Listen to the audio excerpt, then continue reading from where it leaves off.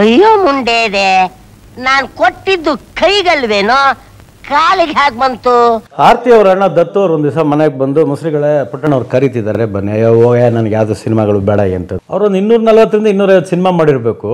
But Padavaralli ಪಾಂಡವರು ಆದ್ಮೇಲೆ 180 cinema ಮಾಡಿದ್ದಾರೆ. ಮನೆ ಇತ್ತು, ಬಟ್ ಏನಾಗಿದೆ ಅವ್ರಿಗೆ ಒಂದು 3 ಮನೆ ಪರ್ಚೇಸ್ ಮಾಡಿದಾಗ ಮೋಸ ಮಾಡಿದ್ರು. ಗೃಹಪ್ರವೇಶ ಮಾಡಿ ರಿಜಿಸ್ಟರ್ ಮಾಡಿಕೊಡ್ಲಿಲ್ಲ. ಎಷ್ಟು ಈ ಥರ ಮೋಸಗಳಾಗೋಯ್ತು. ಕಾರಣ ಏನಂದ್ರೆ ಸಿನಿಮಾದವನು ದುಡ್ಡು ಬೇಕಾದಷ್ಟು ದುಡಿತಿದ್ದಾನೆ, ಕೊಡ್ಲಿ ಅನ್ನೋ ಮನೋಭಾವ.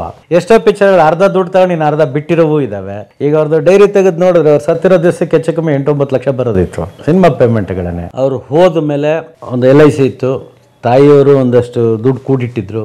ವೇದಮೂರ್ತಿ ಬ್ರಹ್ಮಶ್ರೀ ಘನಪಾಟಿ ವಿದ್ಯಾ ವಾಚಸ್ಪತಿ ಮಹಾಮಹೋಪಾಧ್ಯಾಯ. ಮೊದಲಿಂದನೂ ಸಿನಿಮಾನಲ್ಲಿ ನಂಟಿತ್ತು ಅವ್ರಿಗೆ. ಇದಕ್ಕೆ ಮುಂಚೆ ಅವರು BR ಪಂತುಲು ಹತ್ರ ಡೈರೆಕ್ಟರ್ ಕೆಲಸ ಮಾಡ್ತಾ ಇದ್ರು. ಆಮೇಲೆ ಎಡಿಟಿಂಗ್ ಕಲಿತಾ ಇದ್ರು, ಎಡಿಟಿಂಗ್ ವರ್ಕ್ ಮಾಡ್ತಾ ಇದ್ರು. ಡ್ಯಾನ್ಸ್ ಮಾಸ್ಟರ್ ಗೋಪಿಕೃಷ್ಣನ್ ಜೊತೆನಲ್ಲಿ ಅಸಿಸ್ಟೆಂಟಾಗಿ ಕೆಲಸ ಮಾಡ್ತಾ ಇದ್ರು. ಪ್ರಭಾಕರ್ ಶಾಸ್ತ್ರಿಗಳ ಜೊತೆನಲ್ಲಿ ರೈಟ್ರಾಗಿ ಕೆಲಸ ಮಾಡ್ತಾ ಇದ್ರು. ಆಮೇಲೆ ಆ ಟೈಮ್ನಲ್ಲಿ ಒಂದಷ್ಟು ಪಿಕ್ಚರ್ಗಳನ್ನ ಕನ್ನಡ ಟು ಮಲಯಾಳಂ ಟ್ರಾನ್ಸ್ಲೇಷನ್ ಮಾಡಿ ಮಲಯಾಳಂ ಟು ಕನ್ನಡ ಡಬ್ಬಿಂಗ್ ಇರೋ ಟೈಮ್ನಲ್ಲಿ ನಾನು ಹೇಳ್ತೇನೆ. ಮಧ್ಯದಲ್ಲಿ ಡಬ್ಬಿಂಗ್ ಕಟ್ ಆಫ್ ಆಯಿತು ಬಿಡಿಯೋದು. ಸೊ ಈ ಥರ ಸ್ಕ್ರಿಪ್ಟ್ ರೈಟಿಂಗು ಎಲ್ಲವೂ ಮಾಡ್ತಾಯಿದ್ರು. ಕಣಗಾಲ್ ಪ್ರಭಾಕರ್ ಶಾಸ್ತ್ರಿಗಳ ಜೊತೆಯಲ್ಲಿ ಅಪ್ ಟು ಸಾಕ್ಷಾತ್ಕಾರವರೆಗೂ ಜೊತೆಯಲ್ಲಿ ಕೆಲಸ ಮಾಡಿದ್ದಾರೆ, ಬರವಣಿಗೆ. ಆಮೇಲೆ ಪ್ರಭಾಕರ್ ಶಾಸ್ತ್ರಿಗಳು ಬಲ್ಲೆ ಭಟ್ಟ ಅಂತ ಹೇಳಿಬಿಟ್ಟು ನಮ್ಮ ತಂದೆಯವ್ರ ಕೈನಲ್ಲೇ ಭಟ್ಟನ ಪಾತ್ರ ಮಾಡಿಸಿ ಸಿನಿಮಾ ಮಾಡಿದ್ರು ಅವರು. ಅವರ ಹಾಡುಗಳನ್ನೆಲ್ಲ ಅವ್ರ ಕೈಲಿ ಆ ಕಾಲದಲ್ಲೇ ಅವ್ರು ಹಾಡಿಸಿದ್ರು ಅರ್ಲಿ 70s. ಅದಾದಮೇಲೆ ಪುಟ್ಟಣ್ಣವರು ಯಾವುದೇ ಪಿಕ್ಚರ್ ಮಾಡಿದ್ರು ಒಂದು ಸಣ್ಣ ಪುಟ್ಟ ಪಾತ್ರಗಳು ಮುಸ್ರಿಯವರೇ ಬೇಕು ಅಂತೇಳಿ, ಯಾಕೆಲ್ಲ ಭಾಳ ವರ್ಷದ ಹಳೆ ಸ್ನೇಹಿತರುಗಳು ಅವರು ಮಾಡಿ ಅಂತಿದ್ರು. ಒಂದು ಫೈನ್ ಡೇ ಪುಟ್ಟಣ್ಣ ಅವರ ಬ್ರದರ್ ಇನ್ ಲಾ ದತ್ತು ಅಂತ ಹೇಳಿಬಿಟ್ಟು ಆರ್ತಿ ಅವರ ಅಣ್ಣ ಅವ್ರು ಬಂದರು. ಅಷ್ಟೊತ್ತಿಗೆ ನಮ್ಮ ತಂದೆಯವ್ರಿಗೆ ಸಿನಿಮಾ ಮೇಲೆ ಬೇಜಾರಾಗಿ ಎಲ್ಲೂ ಹೋಗೋದೇ ಬೇಡ ಅಂಥೇಳಿ ನಾಟಕದ ಮೇಲೆ ತುಂಬ ಕಾನ್ಸಂಟ್ರೇಷನ್ ಮಾಡಿ ನಾಟಕದಲ್ಲೇ ಇದ್ದರು. ಆವಾಗ ಏನಾಗ್ತಿತ್ತು ಅಂದರೆ ವಾಟಾಳ್ ನಾಗರಾಜ್ ಅವ್ರಿಗೂ ಇವ್ರಿಗೂ ಭಾಳ ಸ್ನೇಹ. ಇವತ್ತಿಗೆ ಕುಮಾರಸ್ವಾಮಿ ಲೇಔಟ್ ಕಲಾವಿದರಿಗೆ ಅವಾಗ ಅಶಕ್ತ ಕಲಾವಿದರಿಗೆ ಕೊಡಿಸೋದಕ್ಕೆ ಕಾರಣಕರ್ತರೆ ವಾಟಾಳ್ ನಾಗರಾಜು ಮತ್ತು ಮುಸ್ರಿ ಕೃಷ್ಣಮೂರ್ತಿ. ಈ ಕುಮಾರಸ್ವಾಮಿ ಲೇಔಟ್ ಅಂತ ಇವತ್ತಿಗೇನು ಬೆಂಗಳೂರಿನಲ್ಲಿ ಇದೆಯಲ್ಲ, ಅದರಲ್ಲಿ ಹೆಚ್ಚು ಕಡಿಮೆ ಒಂದು 500 ಮನೆನ ಸರ್ಕಾರದಲ್ಲಿ ತಗೊಂಡು ಅಶಕ್ತ ಕಲಾವಿದರು, ನಾಟಕದಲ್ಲಿ ಯಾರ್ಯಾರು ಅಶಕ್ತ ಕಲಾವಿದರಲ್ಲ ಅವ್ರುಗಳಿಗೆಲ್ಲ ಮನೆಗಳು ಕೊಡಿಸಿದ್ರಲ್ಲಿ. ಹೆಚ್ಚು ಕಡಿಮೆ ಕುಮಾರಸ್ವಾಮಿ ಲೇಔಟ್ ಅಷ್ಟು ನಾಟಕದವ್ರದ್ದೇ ಇದ್ದಿದ್ದು ಜಾಗ. ಇವತ್ತಿಗೆಲ್ಲ ಕೆಲವರು ಅವ್ರವ್ರ ಕಷ್ಟ ಸುಖಕ್ಕೆ ಮಾರ್ಕೊಂಡಿರ್ಬೋದು, ಬಟ್ ಇವತ್ತಿಗೆ ಇಟ್ಕೊಂಡಿದ್ರೆ ಕೋಟಿಗಟ್ಟಲೆ ವ್ಯಾಲ್ಯೂ ಇರ್ತಕ್ಕಂಥ ಪ್ರಾಪರ್ಟೀಸ್ ಅವೆಲ್ಲ. ಸೊ ಇದು ಮೂಲತಃ ನಿಜಕ್ಕೂ ಇವತ್ತಿಗೆ ನಾವು ನೆನೆಸ್ಕೋಬೇಕು ಅಂದರೆ ನಮ್ಮ ತಂದೆಯವ್ರನ್ನ ವಾಟಾಳ್ ನಾಗರಾಜ್ ಅವ್ರನ್ನ. ಸೊ ಅವಾಗ ನೃಪತುಂಗ ಮಂಟಪ ಅಂತ ವಾಟಾಳ್ ನಾಗರಾಜ್ ಅವರು ಕನ್ನಡ ರಾಜ್ಯೋತ್ಸವನ 1 ತಿಂಗಳು ನಡೆಸೋರು. ಎಲ್ಲಿ ಅದು ಮೈಸೂರು ಬ್ಯಾಂಕ್ ಸರ್ಕಲ್ ಹತ್ರ, ಆ ಕಡೆ ಕಾವೇರಿ ಭವನ ಇದೆ, central college ground, court complex ಇದೆ, ಆ ಕಡೆ ಗ್ರೌಂಡ್ ಎಲ್ಲ ಇದೆಯಲ್ಲ, ಗ್ಯಾಸ್ ಕಾಲೇಜ್ ಗ್ರೌಂಡ್. ಅಲ್ಲಿ 1 ಮಂತ್ ನಡೆಸೋರು ಕನ್ನಡ ರಾಜ್ಯೋತ್ಸವ. ನವೆಂಬರ್ 1ಗೆ ನಿಮಗೆ ಎಂಟೈರ್ KG ರೋಡಲ್ಲಿ ನಿಮಗೆ ಉತ್ಸವನ ಮಾಡಿಸೋರು ಅವರು. ಈಗೇನು ನಾವು ದಸರಾ ಮೆರವಣಿಗೆ ಮಾಡ್ತೀವಲ್ಲ, ಎಂಟೈರ್ ಕೆಂಪೇಗೌಡ ರೋಡ್ ಪೂರ್ತಿ ದಸರಾ ಥರ ಮೆರವಣಿಗೆ ಮಾಡಿಸೋರು ಅವರು ರಾಜ್ಯೋತ್ಸವ ದಿವಸ. ಸೊ ಆವಾಗ ಗೌರ್ಮೆಂಟಿಂದ ಇದನ್ನು ತಗೊಳ್ಳೋರು. ಆವಾಗ ನಾವೊಂದು 40 ನಾಟಕಗಳನ್ನ ನಮ್ಮ ತಂದೆಯವರೇ ನಿಂತು ಅಶಕ್ತ ಕಲಾವಿದರುಗಳಿಗೆ ಯಾರ್ಯಾರಿದ್ದಾರೆ ಎಲ್ಲರ ಹೆಸರಲ್ಲೂ ಒಂದೊಂದು ನಾಟಕಗಳನ್ನ ಕೊಟ್ಟು ಅವ್ರಿಗೆ ಅವತ್ತಿನ ದಿವಸ 1200 ರೂಪೀಸ್ ಪೇಮೆಂಟು ಒಂದು ನಾಟಕಕ್ಕೆ. ಆ 1200 ಅವರು ಮಿಕ್ಕಿದ ಕಲಾವಿದರುಗಳಿಗೆಲ್ಲ ಡಿವೈಡ್ ಮಾಡ್ಕೊಂಡು ಎಷ್ಟು ಮಿಗಿಸ್ಕೊಳ್ತಾರೋ ಅವ್ರು ಮಿಗಿಸ್ಕೊಂಡು ಮನೆಗೆ ಹೋಗ್ತಕ್ಕಂಥ ಕಾಲ ಇದು. ಆರ್ತಿ ಅವರ ಅಣ್ಣ ದತ್ತು ಅವ್ರು ಒಂದು ದಿವಸ ಮನೆಗೆ ಬಂದು ಮುಸ್ರಿಗಳೇ ಪುಟ್ಟಣ್ಣವ್ರು ಕರೀತಿದ್ದಾರೆ, ಬನ್ನಿ. ಓಯ ನನಗೆ ಯಾವುದು ಸಿನಿಮಾಗಳು ಬೇಡ ಎಂಥದ್ದು ಬೇಡ. ಇಲ್ಲ ಈ ಸತಿ ಒಂದು ಭಾಳ ಇಂಪಾರ್ಟೆಂಟಾಗಿ ಸಿನಿಮಾ ಮಾಡಬೇಕು, ಒಂದು ಕಮ್ಮಿ ಬಡ್ಜೆಟಲ್ಲಿ. ಅಷ್ಟೊತ್ತಿಗೆ ಆಲ್ರೆಡಿ ಏನಾಯಿತು, ಪುಟ್ಟಣ್ಣವ್ರಿಗೂ ಪಾಪ ಒಂದು 4-5 ವರ್ಷದಿಂದ ಸಿನಿಮಾಗಳಿರಲಿಲ್ಲ. ಈ ಫಲಿತಾಂಶ ಅನ್ನೋ ಪಿಕ್ಚರ್ ಹಟ್ಟರ್ ಫ್ಲಾಪ್ ಆಯಿತು. ಅದಾದ ಮೇಲೆ ಅವ್ರಿಗೆ ಪಿಕ್ಚರ್ಗಳಿರಲಿಲ್ಲ. ಸೊ ಅವರೇ ಸ್ವಂತ ಮಾಡಬೇಕು ಅಂದಾಗ ಅವ್ರು ಹೇಳ್ತಾಯಿದ್ರು, ಇಲ್ಲ ನನಗೆ ಈ ಥರ 40 ನಾಟಕ ನಾನಲ್ಲಿ ಒಪ್ಕೊಂಬಿಟ್ಟಿದ್ದೀನಿ, ಬರೋದಕ್ಕಾಗಲ್ಲ, ಹಾಗೆಲ್ಲ ಇಲ್ಲ, ನೀವು ಒಂದು ಸತಿ ಬಂದು ಮೀಟ್ ಮಾಡಿ. ಸೊ ಏರ್ಲೈನ್ಸ್ ಹೋಟ್ಲು ಪುಟ್ಟಣ್ಣವರು ರೆಗ್ಯುಲರಾಗಿ ಸ್ಕ್ರಿಪ್ಟ್ ಮಾಡ್ತಾ ಇದ್ದಂಥ ಸ್ಥಳ, ಹೋಟೆಲ್ ಏರ್ಲೈನ್ಸ್ ಸ್ಕ್ರಿಪ್ಟ್ ಮಾಡ್ತಾ ಇದ್ದಂಥ ಸ್ಥಳ. ಹೋಗಿದ್ರು, ಮೀಟ್ ಮಾಡಿದ್ದಾರೆ. ಏನು ಸೊ ಅವ್ರೇನು ಕನ್ವಿನ್ಸ್ ಮಾಡಿದ್ರು ಏನೋ ಗೊತ್ತಿಲ್ಲ. ನಮ್ಮ ತಂದೆ ಬಂದರು, ನಾರಾಯಣ್ ದಾಸರು ಅಂತ ಹೇಳ್ಬಿಟ್ಟು ಇನ್ನೊಬ್ಬರು ಹಾರ್ಮೋನಿಯಸ್ಟ್ ಇದ್ದರು. ನಾನು ನೋಡೋತ್ತಿಗೆ ಅವ್ರಿಗೆ 80 ಆಗಿತ್ತು ಅನ್ಸುತ್ತೆ. ಆಗ ಅವರು ಕಾಲ್ ಪೆಡ್ಲ ಹಾರ್ಮೋನಿಯಂ ಬಾರಿಸೋರು. ಅವರು ಭಾಳ ದೊಡ್ಡ ವಿದ್ವಾಂಸರು ಅವರೆಲ್ಲ ಆ ಕಾಲ. ಅವ್ರಿಗೆ ಕರೆದು ಇದನ್ನು ನಿಮ್ಗೆ ವಹಿಸ್ತಾ ಇದ್ದೀನಿ ಅಂತ ಹೇಳಿ ಅವ್ರಿಗೆ ವಹಿಸ್ಕೊಟ್ಟು ಅದಾದ ಮೇಲೆ ಈ ಪಿಕ್ಚರ್ಗೆ ಹೋದರು. ಈ ಪಿಕ್ಚರ್ಗೆ ಹೋಗ್ಬೇಕಾದ್ರೆ ಬಾಬು ಕೃಷ್ಣಮೂರ್ತಿಗಳು, ಯೋಗ ನರಸಿಂಹಮೂರ್ತಿಯವರು, ವಿಜಯ ನರಸಿಂಹವರು, ಪುಟ್ಟಣ್ಣವರು, ನಮ್ಮ ತಂದೆಯವರು ಎಲ್ಲ ಚಿಕ್ಕಮಂಗ್ಳೂರಿಗೆ ಹೋಗಿ ಲೊಕೇಶನ್ನ ನೋಡಿಕೊಂಡು ಆ ಲೊಕೇಶನ್ಗೆ ತಕ್ಕಂತೆ ಸ್ಕ್ರಿಪ್ಟ್ ಮಾಡಿ ಆ ಪಿಕ್ಚರ್ನಲ್ಲಿ ಒಂದು ಗ್ರೇಟ್ ಅಂದರೆ ಏನಂದರೆ ಇಡೀ ಪಿಕ್ಚರ್ನಲ್ಲಿ ಒಂದು ಸೀನ್ ಏನೋ ಇಂಡೋರ್ ಇರಬೇಕು ಅಥವಾ ಇದೆಯಲ್ಲ ನಾನು ಇವತ್ತು ಮರ್ತ್ಬಿಟ್ಟಿದ್ದೀನಿ. ಇಡೀ picture outdoor. You can observe the picture. ಮನೆ ಮುಂದೆ ಪಡಸಾಲೆಯಲ್ಲಿ ಮಾಡಿದ್ದಾರೆ ವಿನಃ ಒಳಗೆಲ್ಲೂ ಹೋಗಿಲ್ಲ. ಯಾಕೆ ಲೈಟ್ ಬೇಕು? ಲೈಟ್ ಅದನ್ನೇ ನಾನು ಹೇಳಬೇಕು. ಆ ಪ್ರಯೋಗ ನಾನು ಮಾಡಿದ್ದೀನಿ. ನಾನು ಡೈರೆಕ್ಟ್ ಮಾಡಿದಾಗಲೂ ಮಾಡಿದ್ದೀನಿ ನಾನು ಆ ಪ್ರಯೋಗನ ಒಂದು ಸಿನಿಮಾ. ಓಕೆ, ಸೊ ಇಡೀ ಪಿಕ್ಚರು ಔಟ್ಡೋರ್ ಅದು. ಸೊ ಈ 5 ಜನ ಸೇರ್ಕೊಂಡು ಆ 5 ಪಡವರಳ್ಳಿ ಪಾಂಡವ್ರು ಮಾಡಿದ್ದದು ಎಲ್ಲ ಒಂದು ಅಂದರೆ ಅದು ಡೈಲಾಗಿಂದ ಹಿಡಿದು ಎಲ್ಲವೂ ಕೂತು ಈ ಡಿಸ್ಕಷನ್ ಮಾಡಿ ಆ ಲೊಕೇಶನ್ಗೆ ತಕ್ಕಂತೆ ಯಾವ್ಯಾವ ಸೀನ್ ಹೆಂಗೆ ಮಾಡಬೇಕು ಅಂತೇಳಿ ಮಾಡಿದ್ದಕ್ಕೆ ಆ ಪಡವರಳ್ಳಿ ಪಾಂಡವರು ಆಗಿತ್ತು. ದೊಡ್ಡ ಹಿಟ್ ಆಯಿತು. ಅವತ್ತು ನಮ್ಮ ತಂದೆಯವರು ಸ್ಟಾರ್ ಆದರು. ನಾನು ಅವಾಗ ಇನ್ನೂ 6th ಸ್ಟ್ಯಾಂಡರ್ಡ್ ಓದ್ತಾ ಇದ್ದೆ. ಅವ್ರು ಸಾಯೋವರೆಗೂ ಹಿಂತಿರುಗಿ ನೋಡಲಿಲ್ಲ. ನಮ್ ಸಾವುಕಾರ ಮನೆಗಿಂತ ಈ ಮಠದ ಮುಂದೆ ಇರುವ ಮರ ಹೆಚ್ಚಾಗೋ ಸಾಲಿಗೆ. ಸೊ ಪಡವರಳ್ಳಿ ಪಾಂಡವರು ಸಿನಿಮಾದ ಪಾತ್ರ ಕನೆಕ್ಷನ್ ಕಾಳಪ್ಪ ಇದು ದೊಡ್ಡ ಬ್ರೇಕ್ ಸರ್ಗೆ. ಸಿಕ್ಕಾಪಟ್ಟೆ ದೊಡ್ಡ ಬ್ರೇಕ್ ಅದು. ಅವ್ರು ಸಾಯೋವರೆಗೂ ಅವ್ರು ಇಲ್ದಿರೋ ಸಿನಿಮಾಗಳೇ ಇರಲಿಲ್ಲ. ಕನ್ನಡ ಸಿನಿಮಾ ಮುಸುರಿ ಕೃಷ್ಣಮೂರ್ತಿ ಇಲ್ಲದೆ ಪಿಕ್ಚರೇ ಇರಲಿಲ್ಲ ಒಂದು ಟೈಮ್ನಲ್ಲೇ. ಸೊ ಡಿಸ್ಟ್ರಿಬ್ಯೂಟರ್ಗಳು ಹೇಳೋರು, ಒಂದು 3 ಸೀನ್ ಹಾಕ್ರಿ ನೀವು ಪಿಕ್ಚರ್ ತಗೋತೀವಿ. ಪ್ರೊಡ್ಯೂಸರ್ಸ್ಗಳಿಗೆ ಇನ್ಸಿಸ್ಟ್ ಮಾಡೋರು, 3 ಸೀನ್ ಹಾಕಿ ಸಾಕು, ಅವ್ರನ್ನ ನೋಡೋಕೆ ಜನ ಬರ್ತಾರೆ, ನಿಮ್ಮ ಪಿಕ್ಚರ್ ತಗೋತೀವಿ. ಸೊ ಹೀರೋಸ್ ಕೇಳೋರು, ಗುರುಗಳೇ ನೀವು ಇಂಥ ಡೇಟ್ ಈ ಪ್ರೊಡ್ಯೂಸರ್ ಕೊಟ್ಟಿದ್ದೀರಾ, ಯಾಕಂದ್ರೆ ನಾನು ಆ ಡೇಟಿಗೆ ನಾನು ಅಡ್ಜಸ್ಟ್ ಮಾಡಬೇಕು, ನನಗೆ ಕ್ಲಾಶ್ ಆಗಬಾರ್ದು. ಇಲ್ಲದ್ರೆ ನಿಮಗೆ ಹೀರೋಗೆ ಮತ್ತು ಕಾಂಬಿನೇಷನ್ ಇರ್ತಕ್ಕಂಥ ಸೀನ್ಗಳಿಗೆಲ್ಲ ಅಡ್ಜಸ್ಟ್ ಮಾಡೋಕ್ಕಾಗ್ತಾ ಇರಲಿಲ್ಲ. ಯಾಕೆಂದ್ರೆ ನಮ್ಮಪ್ಪ ದಿವ್ಸಕ್ಕೆ 3 ಸಿನಿಮಾ ಕೆಲಸ ಮಾಡೋರು. 3 ಸಿನಿಮಾ ಕೆಲಸ ಮಾಡೋರು. ಒಂದು 2 ಸಿನಿಮಾ ಶೂಟಿಂಗು, ಸಾಯಂಕಾಲ ಆದರೆ ಒಂದು 7 ಗಂಟೆ ಮೇಲೆ ಡಬ್ಬಿಂಗು. ಯಾಕೆಂದರೆ ಎಲ್ಲರಿಗೂ ಅರ್ಜೆನ್ಸಿ. 30-35 ಸಿನಿಮಾ ಮಾಡೋರು ವರ್ಷಕ್ಕೆ. ಲೆಕ್ಕ ಹಾಕೊಳ್ಳಿ, 30-35 ಸಿನಿಮಾ ಒಬ್ಬ ಮನುಷ್ಯ ಇಡೀ ವರ್ಷ ಮಾಡಬೇಕು ಅಂದರೆ ಇನ್ನೆಷ್ಟು ಬ್ಯುಸಿ ಇದ್ರು ಲೆಕ್ಕ ಹಾಕಿ ನೀವು. ಶೂಟ್ ಆಗಬೇಕು, ಡಬ್ ಆಗಬೇಕು, ಎಲ್ಲ ಆಗಬೇಕಲ್ಲ. ಈಗಿನ ಥರ ಕಂಪ್ಯೂಟರೈಸ್ಡ್ ಅಲ್ಲ, ಎಲ್ಲ ಲೂಪ್ ಸಿಸ್ಟಮ್ ಡಬ್ಬಿಂಗು. ಒಂದು ಲೂಪಲ್ಲಿ ಎಷ್ಟು ಜನ ಆರ್ಟಿಸ್ಟ್ ಇರ್ತಾರೆ ಅಷ್ಟು ಜನನೂ ಡಬ್ಬಿಂಗ್ ಮಾತಾಡ್ಬೇಕು ಅವಾಗ. ಸೊ ಹಿಂಗಾಗಿ Padavarahalli Pandavaru it has given a very big breakup to my father. ಅವತ್ತು ಮುಸುರಿ ಕೃಷ್ಣಮೂರ್ತಿ ಸ್ಟಾರ್ ಆದವರು ಈವನ್ ಟುಡೇ ನಮ್ಮ ತಂದೆಯವ್ರನ್ನ ನೆನೆಸ್ಕೊಂಡು ನನಗೆ ಆಶೀರ್ವಾದ ಮಾಡಿದ್ದಾರೆ. ನಾನು ಹೆಚ್ಚು ಕಮ್ಮಿ ಆಲ್ಮೋಸ್ಟ್ ಜೆರಾಕ್ಸ್ ಕಾಪಿ ನಮ್ಮ ಮನೆಯಲ್ಲಿ. ಎಷ್ಟು ಸಿನಿಮಾ ಮಾಡೋರು ಮುಸುರಿ ಸರ್ ಟೋಟಲ್? ಅವರೊಂದು 240ರಿಂದ 250 ಸಿನಿಮಾ ಮಾಡಿರಬೇಕು.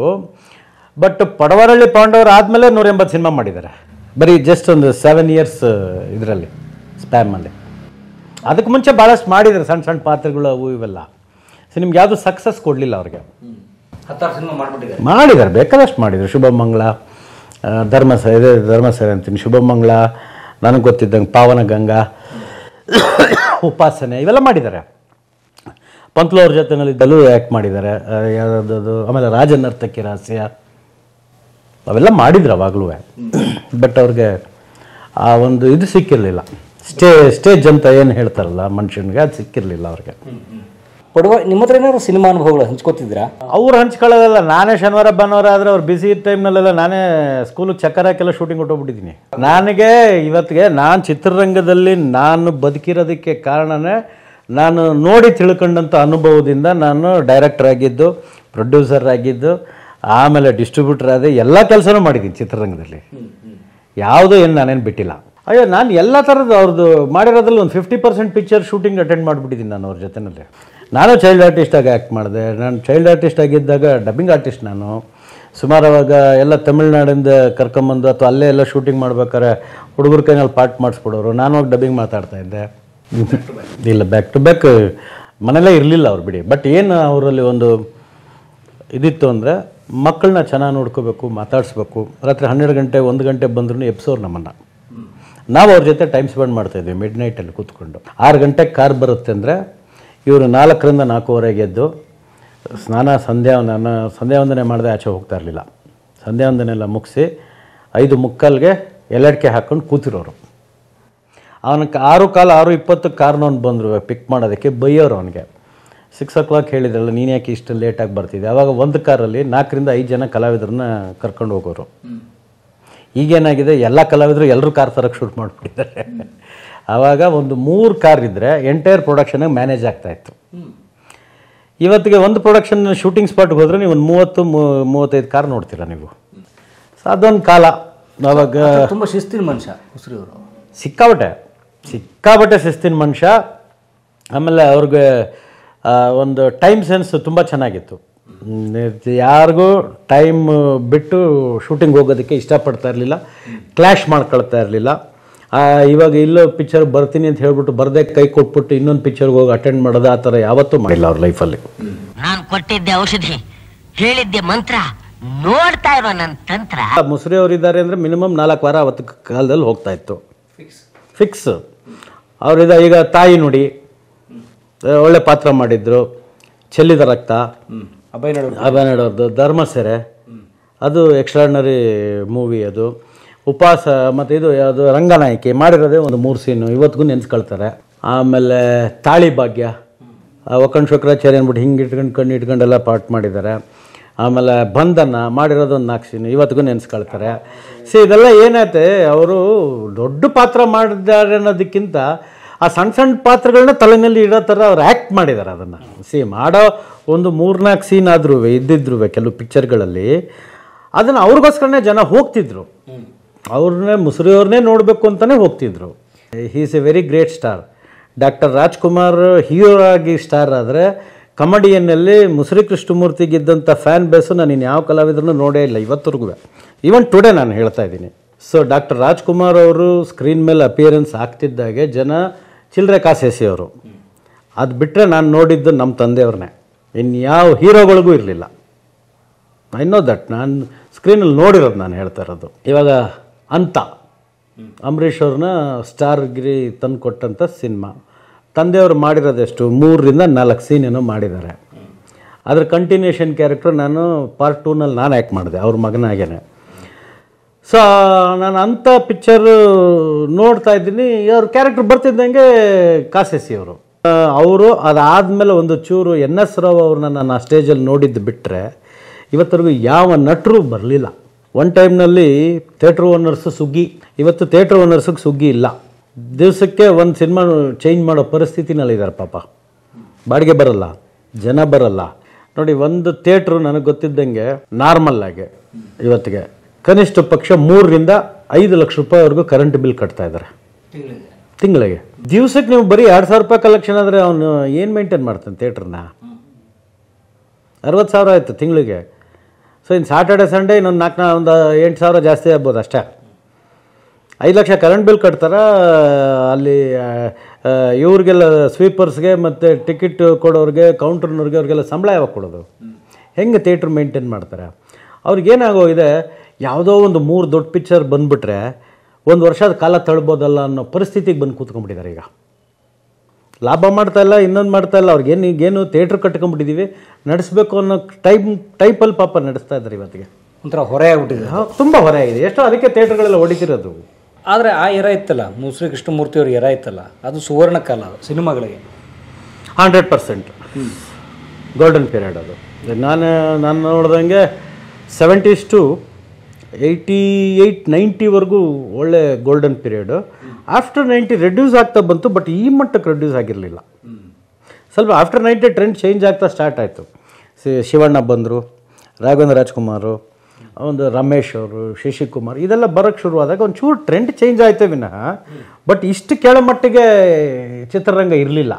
ಏನು ಕಾರಣ ಸರ್? ಕೋಡಗಣ ಕೋಳಿ ನುಂಗಿತ್ತ ಅಂತ ಹಾಡಿದೆ, ಶಿಶುನಾಳ ಶರೀಫರು ಬರೆದಂಥ ಹಾಡು. ನಾಟಕನ ಚಿತ್ರರಂಗ ನುಂಗ್ಬಿಡ್ತು ಒಂದು ಟೈಮ್ನಲ್ಲಿ. ಚಿತ್ರರಂಗನ ದೂರದರ್ಶನ ನುಂಗ್ತು. ಈಗ ಎಂಟೈರ್ ದೂರದರ್ಶನನ OTT ಪ್ಲಾಟ್ಫಾರ್ಮ್ ನುಂಗ್ಬಿಟ್ಟಿದೆ. ಇಷ್ಟೇ ಸಿಂಪಲ್. ಕಾಲಾಯ ತಸ್ಮೈ ನಮಃ. ಆದರೆ ಮಧ್ಯ ಅಲ್ಲಲ್ಲಿ ಕೆಲವು ಸಿನಿಮಾ ಹಿಟ್ ಆಗಿಬಿಡುತ್ತೆ, ಅವಾಗ ಮಾತಾಡ್ತಾರೆ ಇಲ್ಲ ಒಳ್ಳೆ ಸಿನಿಮಾನೇ ಮಾಡ್ತಿಲ್ಲ. ಎಷ್ಟು ಸಿನಿಮಾ ಮಾತಾಡ್ತಿರ್ರಿ, ಒಂದು ಕಾಂತಾರ ಮಾತಾಡ್ಬೋದು, ಕಾಟ್ಯಾರ ಮಾತಾಡ್ಬೋದು, ಅಥವಾ ಈಗ ಒಂದು ಸೂಕಂ ಸುಮ್ ಮಾತಾಡ್ಬೋದು. ಅದು ಬಿಟ್ಟು ಏನು ಮಾತಾಡ್ತೀರಾ ನೀವು? ಅದು ಬಿಟ್ಟು ಯಾವುದು show me the movies, success ratio ತೋರಿಸಿ ಹೋಗಲಿ. ಅದಕ್ಕೆ ಅವಾಗ ಹೇಳ್ತಾರೆ ನೋಡಿ, ಈ ಗೆದ್ದಿರೋ ಸಿನಿಮಾಗಳು ಚೆನ್ನಾಗಿದ್ವು, ಮಿಕ್ದವಲ್ಲ ಚೆನ್ನಾಗಿಲ್ಲ, ಅದಕ್ಕೆ ನೋಡ್ತಾ ಇಲ್ಲ ಅಂತ. ಹಂಗೆ ಅಲ್ಲಿಗೇನು ಕನ್ನಡದ ನಿರ್ಮಾಪಕರಿಗೆ, ನಿರ್ದೇಶಕನಿಗೆ ಅಭಿರುಚಿನೇ ಇಲ್ವ ಸಿನಿಮಾ ಮಾಡಕ್ಕೆ? ಹಂಗಾರೆ ಥಿಯೇಟ್ರಿಗೆ ಜನ ಬರ್ತಿಲ್ಲ ಸ್ವಾಮಿ. ಎಲ್ಲರೂ ಇವತ್ತಿನ ದಿವಸ ಶನಿವಾರ ಭಾನುವಾರ ಆಗ್ಬಿಟ್ರೆ ಕ್ಲಬ್ಬು, ರಿಸಾರ್ಟು, ಟೂರಿಸ್ಟ್ ಸ್ಪಾಟು ಎಲ್ಲ ಇಲ್ಲಿ ತುಂಬ್ಕೊಂಡಿರ್ತವೆ. ನೀವು ಹೈವೇಗಳಲ್ಲಿ ಬರ್ತಾ ಸಾಟರ್ಡೆ ಬಿಟ್ಬಿಡಿ at least okay, Sunday after 6 o'clock ನೀವು ಟೋಲ್ ಗೇಟ್ ದಾಟೋಕ್ಕಾಗಲ್ಲ. ಟೋಲ್ಸ್ನ ಇವತ್ತಿಗೆ 1 ಕಿಲೋಮೀಟ್ರ್ ಕ್ಯೂ ನಿಂತಿರ್ತೀವಿ ಒಂದು ಟೋಲ್ ದಾಟೋ ಹೊತ್ತಿಗೆ.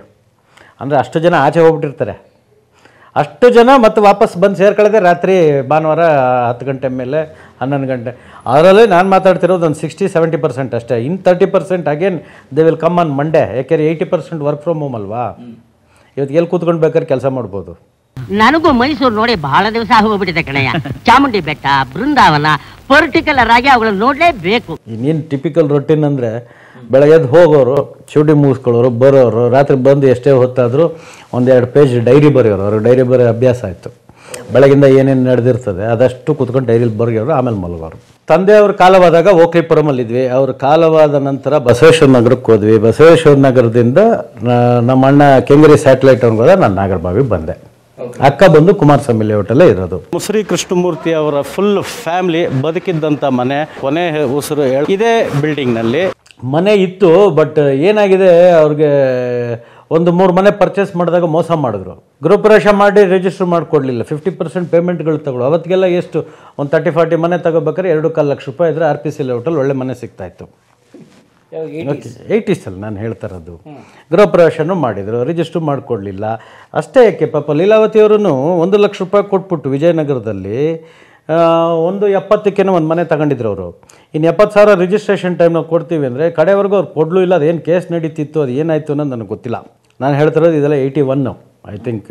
ನಮ್ಮ ನಂಬರ್ 5 ಪಿಕ್ಚರ್ ಟೈಮ್ನಲ್ಲೇ ನಮ್ಮ ತಂದೆಯವರೇ ಯಾರೋ ಮೀಡಿಯೇಟ್ರು ವಿಜಯನಗರದಲ್ಲಿದ್ದವ್ರನ್ನ ಪರಿಚಯ ಮಾಡಿಸಿ ಒಳ್ಳೆ ಮನುಷ್ಯ ನೋಡಿ ಅವ್ನ ಮನೆ ತೋರಿಸ್ತಾನಂದ. ಪಾಪ ಏಮ 1 ಲಕ್ಷ 1,81,000 ಅಂದರೆ ಇವತ್ತಿಗೊಂದು ಕೋಟಿ ರೂಪಾಯಿ ಇದ್ದಂಗೆ. ಅದು 1 ಕೋಟಿ ಇವತ್ತಿನ ಕಾಸ್ಟ್ ಬಂದು 1 crore ಇದ್ದಂಗೆ ಅದು ಕೊಟ್ಟಿದ್ರು ಅವರು.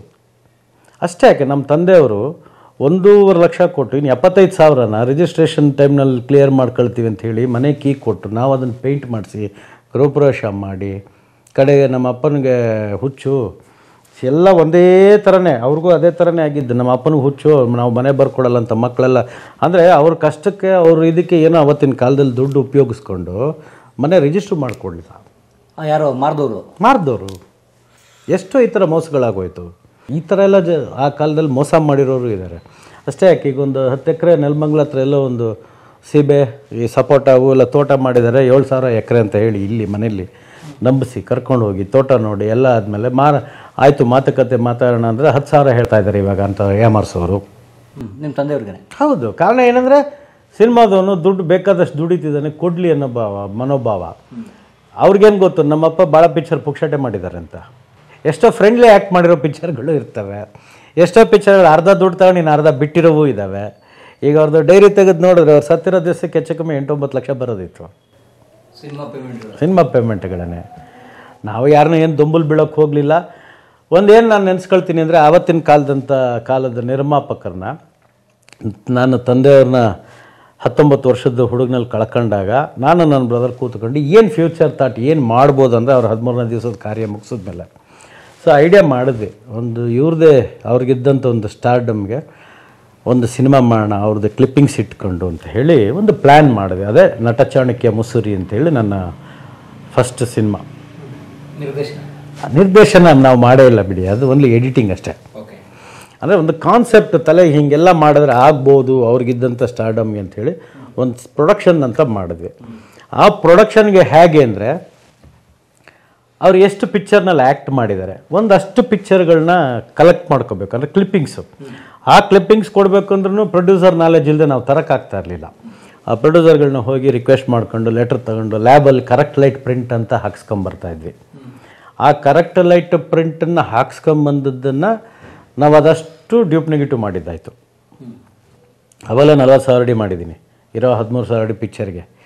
ಸೊ ಏನಾಯ್ತು, ಆ ಕರೆಕ್ಟ್ ಲೈಟ್ ಪ್ರಿಂಟನ್ನು ಎಡಿಟ್ ಮಾಡೋಕ್ಕೆ ಹೋದರೆ ಸ್ಕ್ರ್ಯಾಚ್ ಆಗ್ತದೆ.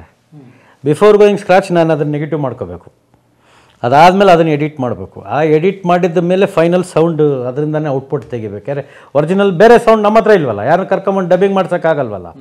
ಅದರಲ್ಲಿ ಏನಿರುತ್ತೆ ಅದೇ ಸೌಂಡ್ ಇಟ್ಕೊಂಡು ಅವರು ಒಂದು 40 ಪಿಕ್ಚರ್ ಸೆಲೆಕ್ಟ್ ಮಾಡಿದ್ದಕ್ಕೆ ಅದ್ರಲ್ಲಿ ಕೂತಿದ್ದೆ ಒಂದು 15-16 ಪಿಕ್ಚರ್ ಏನೋ ಅನಿಸುತ್ತೆ.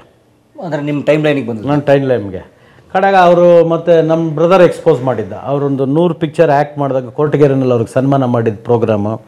ಅದಾದಮೇಲೆ ಅವರು ಡೆತ್ ಕ್ರಿಮೇಷನ್ನು ನಮ್ಮ ಫ್ರೆಂಡ್ ಒಬ್ಬರು ಎಕ್ಸ್ಪೋಸ್ ಮಾಡಿದರು, ಅಜೇಂದ್ರ ಅಂಥೇಳಿ. ಅವ್ರ ಪಿಕ್ಚರ್ಗೇನೋ ಯೂಸ್ ಮಾಡ್ಕೊಳ್ತೀನಿ ಅಂತ. ಕಡೆಗೆ ಅವ್ರ ಪಿಕ್ಚರ್ ಫಿನಿಷ್ ಮಾಡಿಲ್ಲ, ನಾನು ಕೇಳ್ಕೊಂಡೆ ನಾನು ಈ ಪಿಕ್ಚರ್ಗೆ ಹಾಕ್ಕೊಳ್ತೀನಿ ಅಂತ. ಸೊ ನಟಚಾಣಕ್ಯ ಮುಸ್ರಿಗೆ ಅದೆಲ್ಲ ಹಾಕಿದ್ದು. ಮಗನ ಹತ್ರ ಹಳೆ ಬಾಕಿ ವಸೂಲು ಮಾಡಕ್ಕೆ ಜೈಲ್ ಗೋಡೆ ಹೊಡ್ಕೊಂಬಂದಿದ್ದೀನಿ ಬ್ಯಾಟೆ. 2 hours 15 minutes ಇದೆ. ರೆಗ್ಯುಲರ್ ಫ್ಯೂಚರ್ ಫಿಲಿಮ್ ಅದು, ರೆಗ್ಯುಲರ್ ಫ್ಯೂಚರ್ ಫಿಲಿಮು. ಅದು ರಿಲೀಸ್ ಮಾಡಿದೆ ಮೇನಕಾನಲ್ಲಿ. ರಿಲೀಸ್ ಮಾಡಿ 21 shows, ಹೌಸ್ಫುಲ್ ಪಿಕ್ಚರ್ ಅದು. ಹೌದು ಸರ್, ನಿಮ್ಮ 50 days ಪಿಕ್ಚರ್ ಅದು. ಎಲ್ಲ ಹಾಕಿದ್ರೂ ನನಗೆ ಕಲೆಕ್ಟ್ ಆಗಿದೆ ಪಿಕ್ಚರ್ ಅದು. ನಟಚಾಣಕ್ಯ ಮುಸೂರಿ ಅಂತ ಭಾರತ ದೇಶದಲ್ಲೇ ಮೊದಲನೇ ಅಟೆಂಪ್ಟು. ಫಸ್ಟು ಬಂದ್ಬಿಟ್ಟು ಐ ಥಿಂಕ್ ಚಾರ್ಲಿ ಚಾಪ್ಲಿನ್ ಏನೋ ಮಾಡಿದ್ರು ಅನ್ಸುತ್ತೆ. ನಾನು ಆ್ಯಕ್ಚುಲಿ ನೋಡಿಲ್ಲ ಅದನ್ನು, ಇವತ್ತಿಗೂ ನೋಡಿಲ್ಲ. ಅದು ಮಾಡಿದ್ರು ಅಂತ ಕೇಳ್ಪಟ್ಟೆ. ಯು ವಾಂಟ್ ಬಿಲೀವ್, ಇದನ್ನು ಫಿಲ್ಮ್ ಫೇರ್ಗೆ ಜನ ರೆಕಮೆಂಡ್ ಮಾಡಿದರು, ಗೊತ್ತಾ ನಿಮಗೆ? ಕೊಡಲಿಲ್ಲ ಅವರು, ಯಾಕಂದರೆ ನಾನು ಫ್ಯೂಚರ್ ಫಿಲಮ್ ಅಂತ ಸರ್ಟಿಫಿಕೇಟ್ ಇರಲಿಲ್ಲ ಅದರಲ್ಲಿ, ಅದರ್ಸ್ ಅಂತ ಇತ್ತು ಸೆನ್ಸಾರ್ ಸರ್ಟಿಫಿಕೇಟು. ಅವ್ರು ನನಗೇನಕ್ಕೂ ಕರೀಲೂ ಇಲ್ಲ. ಈ ಫಿಲ್ಮ್ ಫೇರ್ಗೆ ಒಂದಿದೆ, ಟೈಮ್ಸ್ ಆಫ್ ಇಂಡಿಯಾ ಅನ್ನೋ ಒಂದು ಪೇಪರ್ನಲ್ಲಿ ಆ್ಯಡ್ ಬರ್ತದೆ, ಅದರಲ್ಲಿ ಅಪ್ಲಿಕೇಶನ್ಸ್ ಇರುತ್ತೆ. ಸೊ ಇದನ್ನು ಅಲ್ಲಿಗೆ ಜನ ರೆಕಮೆಂಡ್ ಮಾಡಿದ್ರು ಅಂದರೆ ನಮ್ಮ ತಂದೆಯವ್ರಿಗೆ ಏನು ಫ್ಯಾನ್ ಬೇಸ್ ಇತ್ತು ಅನ್ನೋ ನೀವು ಥಿಂಕ್ ಮಾಡಿ. ನಾನು ಹೇಳ್ತಿರೋದು 85ನಲ್ಲಿ ನಡೆದಿರ್ತ 86ಅಲ್ಲಿ ನಡೆದಿರ್ತಕ್ಕಂಥ ವಿಚಾರ ಇದು. ಸೊ ಆ ಥರ ಸಿನಿಮಾ ಚೆನ್ನಾಗೋಯ್ತು. ಐ ಮೇಡ್ ಮನಿ. ಅದಾದಮೇಲೆ ಒಂದು ಬಿಗ್ ಕಮರ್ಷಿಯಲ್ ಪಿಕ್ಚರು ಭರತ್ ಅಂತ ಹೇಳಿ, ಪ್ರಭಾಕರ್, ಜಯಂತಿಯವರು, ನಾನು ಆ್ಯಕ್ಟ್ ಮಾಡಿದ್ದೀನಿ, ನನ್ನ ಬ್ರದರ್ ಆ್ಯಕ್ಟ್ ಮಾಡಿದ್ದೀನಿ, ಜೋಸೆಮನ್ ಡೈರೆಕ್ಟ್ರು. ಅಲ್ಲಿಂದ I started my career as A producer. 54 cinema production ಮಾಡಿದ್ದೀನಿ, ಒಂದು 17 ಸಿನಿಮಾ ಡೈರೆಕ್ಟ್ ಮಾಡಿದ್ದೀನಿ, ಒಂದು 90 ಮೇಲೆ ಸಿನಿಮಾಗಳಲ್ಲಿ ಆ್ಯಕ್ಟ್ ಮಾಡಿದ್ದೀನಿ. ನಂದೊಂದು ಪ್ರಾಬ್ಲಮ್ ಏನಂದರೆ, ನಾನು ಏನು ಆರ್ಟಿಸ್ಟ್ ಆಗಬೇಕು ಅಂತ ಅಂದ್ಕೊಂಡಿದ್ನಲ್ಲ ಅದು ರೀಚ್ ಮಾಡೋಕ್ಕಾಗಲಿಲ್ಲ. ಬಟ್ ಹಾಗೆ ಅಂತ ಹೇಳಿ ನಾನು ಲೈಫಲ್ಲಿ ಕೊರಗಲಿಲ್ಲ. So successful films, successful characters ಮಾಡಿದ್ರೂ 3 ವರ್ಷ ಬಣ್ಣ ಹಾಕಿರಲಿಲ್ಲ ನಾನು ಸಿನಿಮಾ ಇಂಡಸ್ಟ್ರಿನಲ್ಲಿ. ಫಾರ್ ಎಕ್ಸಾಂಪಲ್ ನಿಮಗೆ ದುರ್ಗಾಶಕ್ತಿ ಅನ್ನೋ ಪಿಕ್ಚರು ಎಲ್ಲ ಪೇಪರ್ನಲ್ಲೂ once again we San A ಮುಸ್ರಿ ಅಂತ ಇಂಗ್ಲೀಷ್ ಪೇಪರಲ್ಲಿ, ಮತ್ತೆ ಮರುಕಳಿಸಿದ ಮುಸ್ರಿ ಅಂತ ಹೇಳಿ ಕನ್ನಡ ಪೇಪರ್ನಲ್ಲಿ ಎಲ್ಲ ಬರೆದು, ಆಮೇಲೆ ನಾನು ಮಾಡಿದಂಥ ಪಾತ್ರ ಒಂದು 80% ಆಫ್ ದಿ ಕ್ಯಾರೆಕ್ಟರ್ ಬಂದು ಆ ಪಿಕ್ಚರ್ ಸಕ್ಸಸ್ ಆಗೋದಕ್ಕೆ ಒಂದು ಬೆನಿಫಿಟ್ ಆಗಿದ್ದು. ನಿಮಗೆ ಎಂಟರ್ಟೈನ್ಮೆಂಟೇ ಇಲ್ಲಾಂದರೆ ಜನ ಸಿನಿಮಾ ಎಲ್ಲಿಂದ ಹೋಗ್ತಾರೆ? ಅವರು ಹೋದ ಮೇಲೆ ಒಂದು LIC ಇತ್ತು, ತಾಯಿಯವರು ಒಂದಷ್ಟು ದುಡ್ಡು ಕೂಡಿಟ್ಟಿದ್ರು, ಸಪೋರ್ಟ್ ಮಾಡೋದು, ಮಕ್ಕಳು ಬೆಳೀಲಿ, ಮಕ್ಕಳಿಗೆ ಒಂದು ಲೈಫ್ ಆಗುತ್ತೆ ಅಂಥೇಳಿ ಶಿ ಹ್ಯಾಸ್ ಸಪೋರ್ಟೆಡ್ ಅಸ್. ತಾಯಿಯವರು, ತಂದೆ ಹೋದ್ಮೇಲೆ ನಮ್ಮ ತಾಯಿಯವರು, ನಾನಾಗಲಿ ನಮ್ಮ ಅಣ್ಣ ಆಗಲಿ ಸಿನಿಮಾ ಕೆರಿಯರ್ಗೆ ಏನೇನು ಡೆವಲಪ್ಮೆಂಟಿಗೆ ಬೇಕು ಪ್ರತಿ ಒಂದಕ್ಕೂ ಹೆಲ್ಪ್ ಮಾಡಿದ್ರು, ಸಪೋರ್ಟ್ ಮಾಡಿದ್ರು ಅಮ್ಮ. ತಂದೆಯವ್ರ ಮದುವೆ ಆಗಿದೆ ವರ್ಷ. ಈಗ ನಮ್ಮ ಅಕ್ಕ 53ಲಿ ಹುಟ್ಟಿದಾಳೆ ಅಂದರೆ ಮೇ ಬಿ ಅದಕ್ಕೊಂದು 51ನಲ್ಲೇನೋ ಮ್ಯಾರೇಜ್ ಆಗಿರಬೇಕು, ನನಗದು ನಾಲೆಡ್ಜ್ ಇಲ್ಲ. ಓಕೆ. ತಾಯಿ ಅವ್ರವರು ಸಕಲೇಶ್ಪುರ, ಅಮ್ಮ ಸಕಲೇಶ್ಪುರ, ತಂದೆ ಬೆಟ್ಟದಪುರ. ಇಲ್ಲ ರೀ, ಎಲ್ಲ ನಾಟಕದ ಕ್ಯಾಂಪ್ಗಳು ಎಲ್ಲೆಲ್ಲಿರುತ್ತೆ ಅಲ್ಲಲ್ಲೇ ಅವ್ರದ್ದು ಕ್ಯಾಂಪ್. ನಾನು ಹುಟ್ಟಿದ್ದು ನಂಜನಗೂಡಲ್ಲಿ ಹುಟ್ಟಿದಾಗ ಇವ್ರದ್ದೇ ಸ್ವಂತ ನಾಟಕ ಕಂಪ್ನಿ ಇತ್ತು, ಅಂಬಾಪ್ರಸಾದ್ ನಾಟಕ ಕಂಪನಿ ಅಂತ, ನಾಟಕ ಅಂತ ಹೇಳ್ಬಿಟ್ಟು ಅಂಬಾಪ್ರಸಾದ್ ನಾಟಕ ಕಂಪ್ನಿ ನಂಜನಗೂಡಲ್ಲಿ ನಮ್ಮ ತಂದೆಯವರೇ ಸ್ಥಾಪನೆ ಮಾಡಿ, ಅಲ್ಲಿ ಕೂಡ ಡಾಕ್ಟರ್ ರಾಜ್ಕುಮಾರ್ ಅವರು ಇವ್ರಿಗೆ ನಾಟಕ ಕಂಪ್ನಿ ಏನೋ ತೊಂದರೆ ಆದಾಗ ಅವ್ರು ಬಂದು ಅಲ್ಲಿ ಫ್ರೀ ನಾಟಕ ಆಡಿದರು. ರಾಜ್ಕುಮಾರ್ ಅವರು ಆ ಕಾಲದಲ್ಲಿ ಫ್ರೀ ಆಡ್ಕೊಟ್ಟು ಹೋಗಿದ್ರಲ್ಲ ಅಂಥೇಳಿ ಇವರು ಹಾಲು ಜೇನು ಪಿಕ್ಚರ್ ಮಾಡೋ ಟೈಮಲ್ಲಿ ಇವ್ರು ಪೇಮೆಂಟ್ ತಗೊಂಡಿರಲಿಲ್ಲ. ಅದೆಲ್ಲ ಅವ್ರವ್ರ ಫ್ರೆಂಡ್ಲಿ ಇದದು. ಯಾಕೆ ರಾಜ್ಕುಮಾರ್ ಅವರು ಇವರು 10 ವರ್ಷದ ಹುಡುಗನಿಲ್ಲೂ ಪರಿಚಯ ಅಂತೆ. ಸೊ ಆ ಥರದಲ್ಲೆಲ್ಲ ಇತ್ತು. ಇವಾಗ ಅಷ್ಟೇ ಯಾಕೆ, ಇವಾಗ ಕವಿರತ್ನ ಕಾಳಿದಾಸ ಪಿಕ್ಚರ್ ಮಾಡೋಕ್ಕೂ ಮುಂಚೆ 1974 ಅಥವಾ 75 ಇರಬೇಕು, ನಮ್ಮ ತಂದೆಯವರು ಅದೆಲ್ಲ ಸ್ಕ್ರಿಪ್ಟು ಮಾಡ್ತಾ ಇದ್ದಿದ್ದು. ಇವೆಲ್ಲ ಬರೆದು ಒಂದು ಸತಿ ಚಾಮುಂಡೇಶ್ವರಿ ಸ್ಟುಡಿಯೋ ಬಡವರ ಬಂದು ಶೂಟಿಂಗ್ ನಡೀತಿತ್ತು ಅವಾಗ. ಸೊ ನಾನು ರಾಜ್ಕುಮಾರ್ ಅವ್ರನ್ನ ನೋಡಬೇಕು ಅನ್ನೋ ಆಸೆ ನಮ್ಮ ಅಪ್ಪನ ಕೈ ಹಿಡ್ಕೊಂಡು ಹೋಗಿದ್ದೆ. ನಾನು ರಾಜ್ಕುಮಾರ್ ಅವ್ರಿಗೆ ಬಿಗ್ ಫ್ಯಾನ್. ನಾನು ರಾಜ್ಕುಮಾರ್ ಪಿಕ್ಚರ್ನಲ್ಲಿ ಇಲ್ಲ ಅಂದರೆ ಸಿನಿಮಾಗಳಿಗೆ ಹೋಗ್ತಿರ್ಲಿಲ್ಲ. ಅದೊಂದು ದಿವಸಗಳವು. ಸೊ ಆವಾಗ ಹೋದಾಗ ತಂದೆ ಅವ್ರನ್ನ ರಾಜ್ಕುಮಾರ್ನ ಮೀಟ್ ಮಾಡೋಕ್ಕೆ ಬಿಡ್ತಾಯಿಲ್ಲ. ರಾಜ್ಕುಮಾರ್ ಅವ್ರ ಮ್ಯಾನೇಜರು ವಿಕ್ರಮ್ ಶ್ರೀನಿವಾಸ್ ಅಂತ ಒಬ್ಬ ಮ್ಯಾನೇಜರ್ ಅವ್ರಿಗೆ. ಸೊ ಅನ್ಎಕ್ಸ್ಪೆಕ್ಟೆಡಾಗಿ ರಾಜ್ಕುಮಾರ್ ಅವ್ರು ಆಚೆಗೆ ಬಂದರು. ಇದ್ಯಾಕಯ್ಯ ಇಲ್ಲೇ ನಿಂತ್ಬಿಟ್ಟಿದ್ಯಾ, ಒಳಗೆ ಬರಬಾರ್ದಿತ್ತು ಅಂತ ಅವ್ರು ಕೇಳಿದ್ರು. ಇಲ್ಲಪ್ಪ, ಇವನು ನಿನ್ನ ಮ್ಯಾನೇಜರ್ ನನ್ನ ಬಿಡ್ತಾ ಇರಲಿಲ್ಲ. ಅವರು ಏನೋ ಬೈದ್ರು ಅವಾಗ, ಅವ್ರನ್ನ ಯಾಕೆ ಇದು ಮಾಡಿದ್ರು ಅಂತ. ಕಡೆಗೆ ಮೇಕಪ್ ರೂಮಿಗೆ ಕರ್ಕೊಂಡು ಹೋದರು, ಸ್ಕ್ರಿಪ್ಟ್ ಕೈಲಿ ಕೊಟ್ಟರು. ನನಗೋಸ್ಕರ ಅವರು ಬರ್ತ್ಡೇ ಸೀನ್ ಏನೋ ಕೇಕ್ ಕಟ್ಟಿಂಗ್ ಎಲ್ಲ ಆಗಿತ್ತಲ್ಲ ಒಳಗಡೆ, ಆವತ್ತು ಬಡವರ ಬಂದು ಪಿಕ್ಚರ್ಲಿ ನನಗೆ ಕೇಕ್ ತರಿಸ್ಕೊಟ್ರು ರಾಜ್ಕುಮಾರ್ ಅವರೇ. ಕಾಕತಾಳೀಯ ಏನು ಹೇಳಿ, ಅದೇ ಸಿನಿಮಾಗೆ ನಮ್ಮ ಅವರು ಪಿಕ್ಚರ್ ಮಾಡೋದಕ್ಕೂ ಈ ಸ್ಕ್ರಿಪ್ಟ್ ಕೊಟ್ಟಿದ್ದಕ್ಕೂ ಆಲ್ಮೋಸ್ಟ್ ಒಂದು 9 ವರ್ಷ ಗ್ಯಾಪ್ ಆಗಿರ್ಬೇಕು. 74 ಅಥವಾ 75 ಇರಬೇಕು ಬಡವರು ಬಂದು. 83ರಲ್ಲಿ ಏನೋ ಕವಿರತ್ನ ಕಾಳಿದಾಸ ಶೂಟಿಂಗ್ ಆಗಿತ್ತು. ಸೊ 8-9 ವರ್ಷ ಗ್ಯಾಪ್. ಆ ಪಿಕ್ಚರ್ ಪ್ರೊಡ್ಯೂಸರ್ ಯಾರಂದರೆ ನಮ್ಮ ತಂದೆಯವ್ರನ್ನ ಯಾರು ರಾಜ್ಕುಮಾರ್ನ ನೋಡೋಕೆ ಬಿಡ್ತಿರ್ಲ್ವಲ್ಲ, ವಿಕ್ರಮ್ ಶ್ರೀನಿವಾಸ್, ಆ ವ್ಯಕ್ತಿನೇ ಪ್ರೊಡ್ಯೂಸರು. ಆ ವ್ಯಕ್ತಿನೇ ಪ್ರೊಡ್ಯೂಸರು. ಹಿಂಗೆ ಕೈ ಕಟ್ಕೊಂಡು ನಿಂತ್ಕೊಳ್ಳೋರು ಪಾಪ.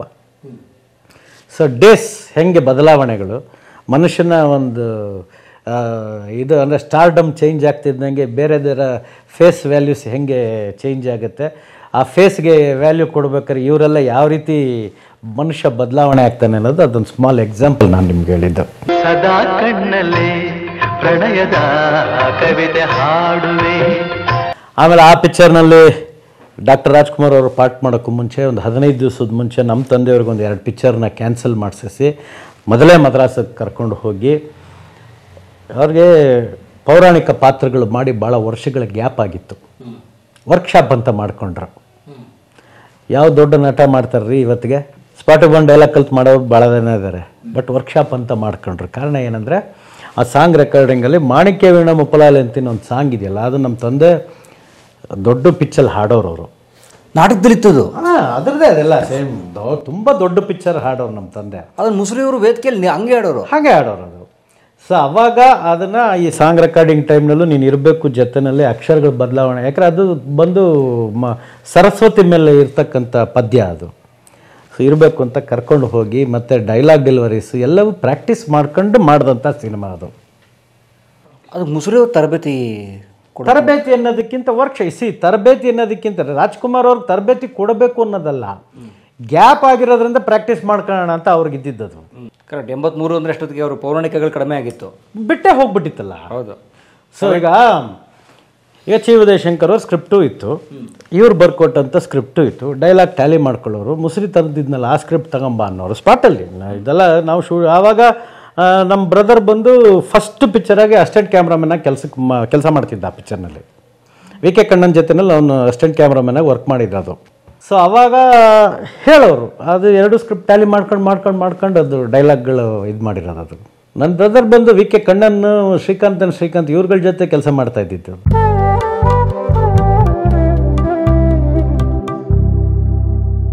ಕಲಾ ಮಾಧ್ಯಮದ ಎಲ್ಲ ಎಪಿಸೋಡುಗಳು ನಿಮಗೆ ಸಿಗಬೇಕು ಅಂತಂದ್ರೆ ಕಲಾ ಮಾಧ್ಯಮ ಯೂಟ್ಯೂಬ್ ಚಾನೆಲ್ನ ಸಬ್ಸ್ಕ್ರೈಬ್ ಮಾಡಿ, ಬೆಲ್ ಐಕಾನ್ನ ಕ್ಲಿಕ್ ಮಾಡಿ, ತಪ್ಪದೇ ಮಾಡಿ. ಈ ವಿಡಿಯೋ ನೋಡಿದ್ದಕ್ಕೆ ನಿಮಗೆ ತುಂಬಾ ಧನ್ಯವಾದಗಳು.